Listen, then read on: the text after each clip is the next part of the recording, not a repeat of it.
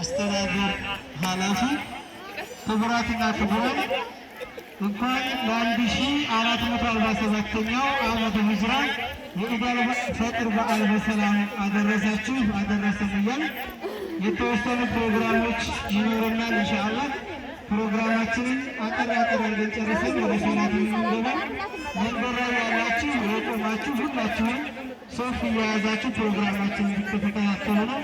በመሀል ላይ የቆማችሁ ሞባይል ቪዲዮና ፎቶ የምታነሱ ሰዎች ባካችሁ ቁጭ በሉና ፕሮግራሙን ተከታተሉ። ፎቶውን ከፈለጋችሁ ኮሚኒኬሽኖች አሉ፣ እነሱ ስለሚለቁት በዛ መንገድ ማየት ስለምንችል እኛ ብዙም መቸገር የለብንም ማለት ነው።